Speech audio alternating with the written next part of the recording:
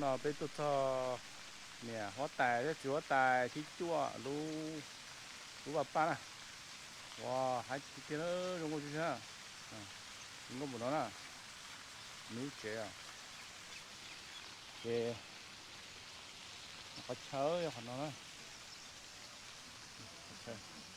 wow một chỗ núi trẻ cho nó dùng cái cha nè cưỡi lên núi trẻ trong cái có chớ nó nè itu udah kacau. Mana?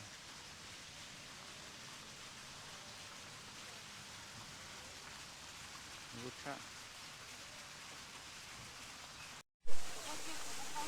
Jangan. Oh, tunggu tu.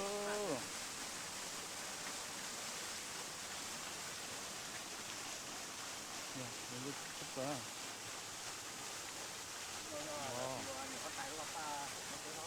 Bây giờ tôi thí chua bây giờ tôi thí chua nè nếu có tài có chắc ăn thịt cao đúng rồi chứ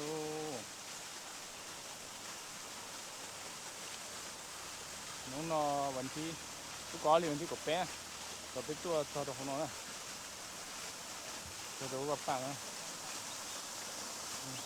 đúng có thiếu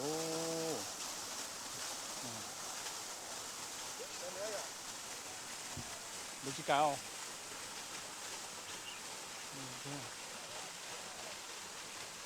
còn nó phẳng rồi ha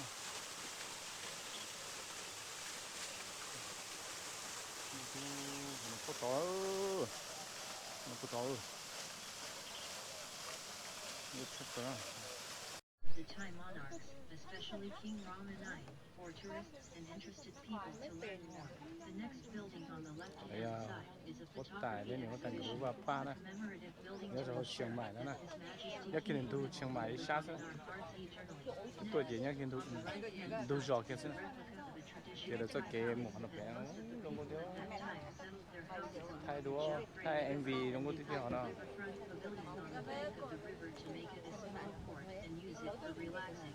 wow sòng nó thằng nào khăn thì đi thay There is an exhibition of knowledge about the mission of the Bank of Thailand and also the instilled savings and the accounting income. You can also learn how to observe the differences between real and counterfeit banknotes here. This is the tram stop number 1.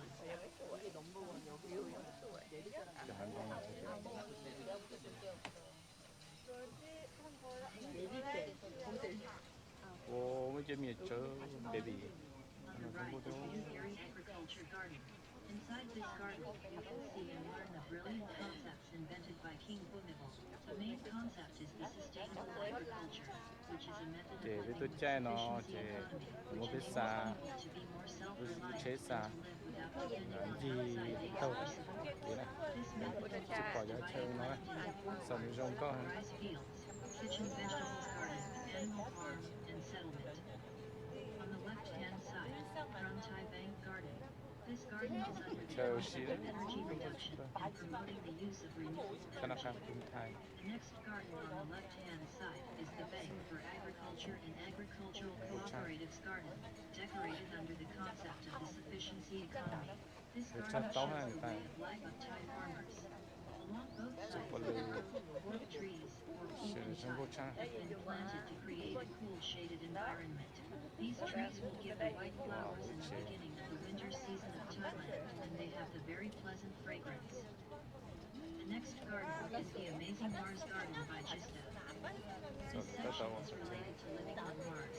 If humans are one day the Orchid Pavilion contains around 400 species of orchid in both native and hybrid. Inside is uniquely beautiful, and you can also visit the tempered flora glass house. Wow.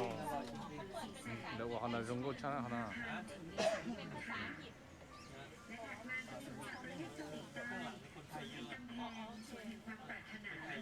Ô, tàu nữa nè. Tàu à.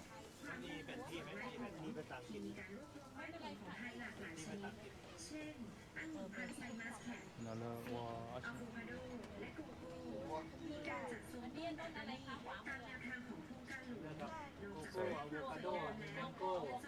mua tên nó người ta tỏi theo cho nó muốn nên tu muốn nên cái gì đó bây giờ nó ta tỏi tu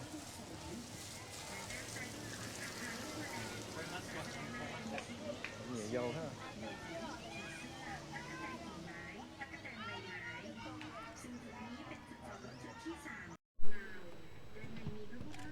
hôm nay nhóm trên nó ấy giảm to liền sáu bộ bao lâu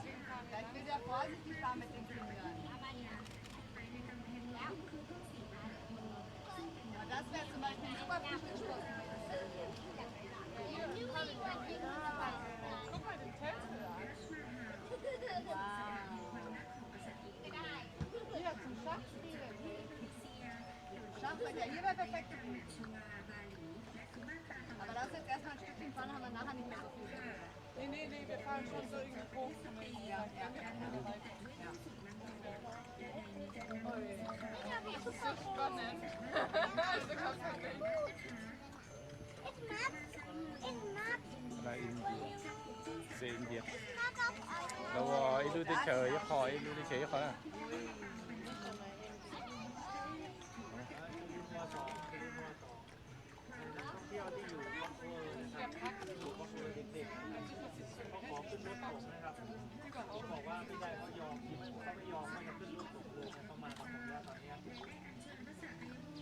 Rosilla, es tut mir leid, dass ich so viele Fotos mache.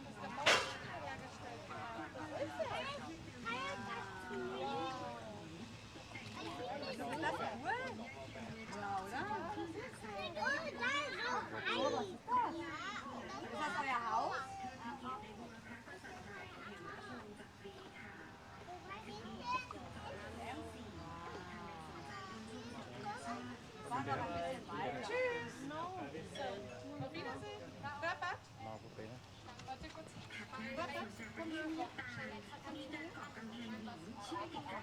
thì có tiền không có ha tiền đó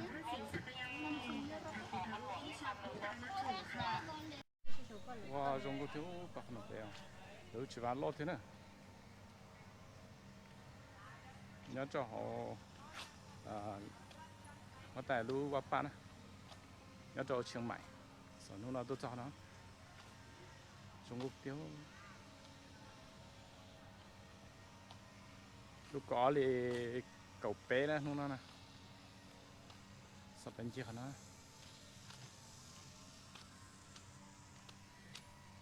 và nó xuống nó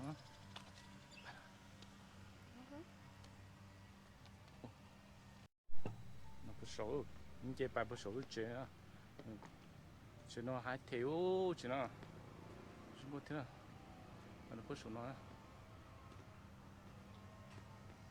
wow chúng có chụp bơ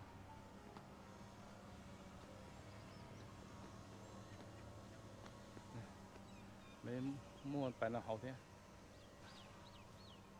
đến cái bài nó xóa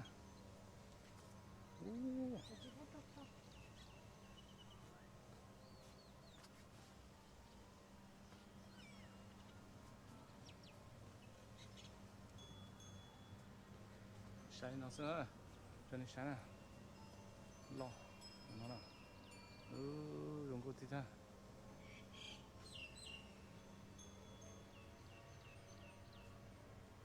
nói rồi nó đang đã khứ à lấy thơm mù rồi ấy sọc bự nữa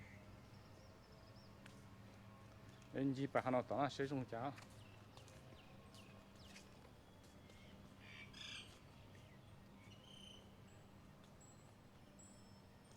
mua về bài sa hậu là cũng mua hết chứ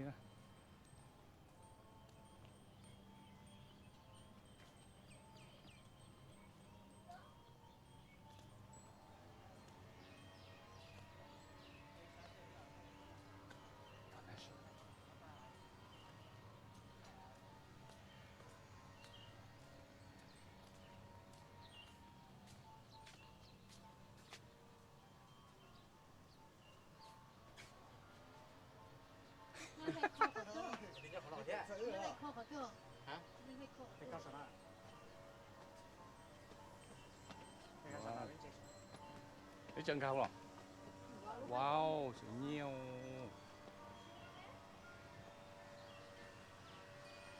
Có chụp bài nào hậu á.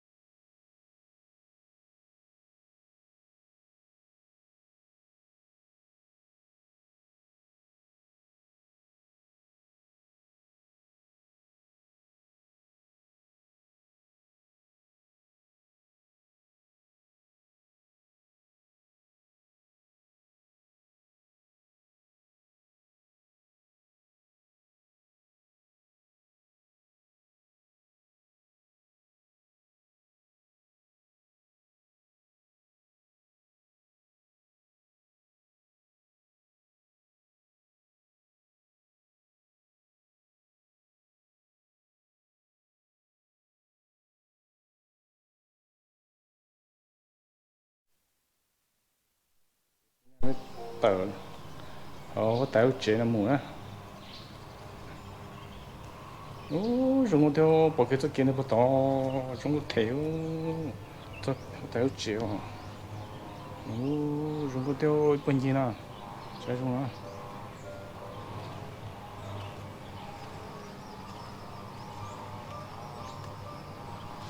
Thì phải chọi bên gì nữa không nó, sai chúng chả. Sao?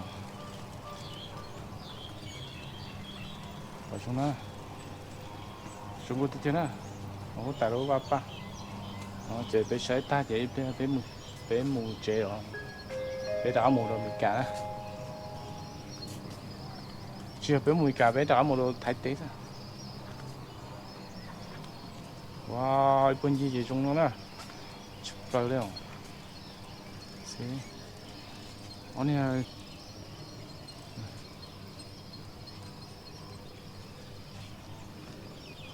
Wow, cháu cũng dễ lột tiêu.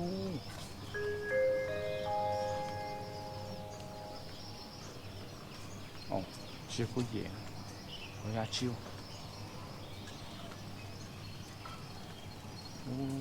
Dùng tiêu.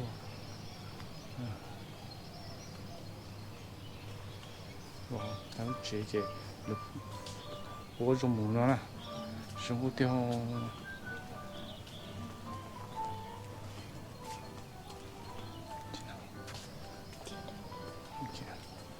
Chúng chấp đồ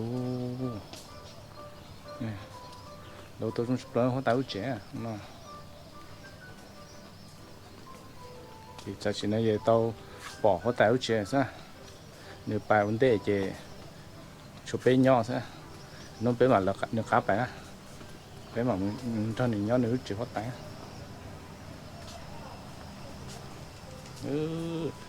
săn đồ nói chuyện này xuống nó bố sụt trống sao rồi nó sụt trống xứ chỉ phải cho tầm nó chơi cái nó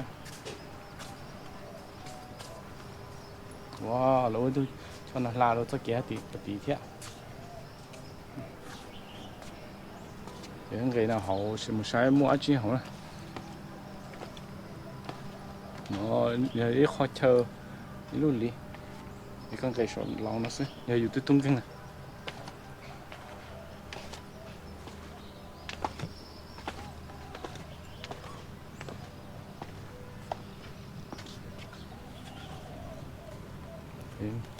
cái đó nó thằng ó nó nhớ là thằng ó thì nó mới tôi ít tôi cho bảo nó có tí thế nó lại tôi cho nó một đồ sát tí giờ thì phải sai là tên rau này này không có thiếu hoặc nó tí à không chấp nữa Cái một ship thì nó sẽ không chán.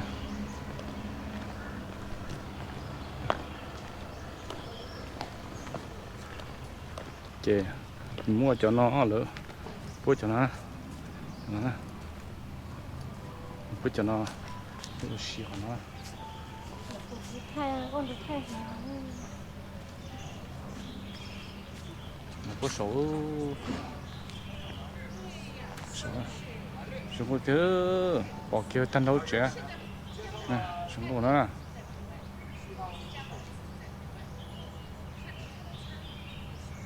là tôi tồn tại không nó With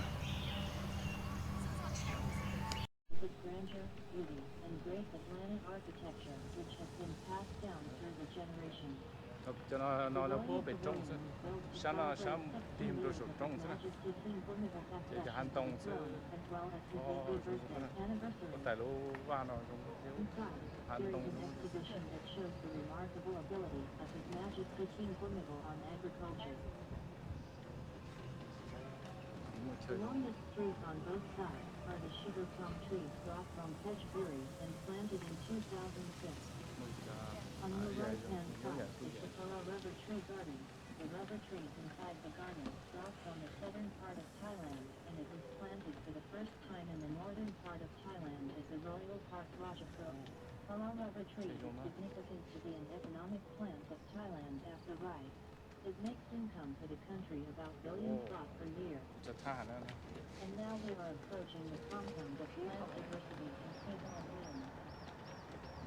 The right-hand side is the step garden, which features tree planting to stepped form, gathering plants that can be easily grown and easily cared for, such as primary and prized corn. On the right is the grand amphitheater. It is used for cultural shows, and we offer it to the public for rental. The next station is the Shaded Paradise. Visitors will sit over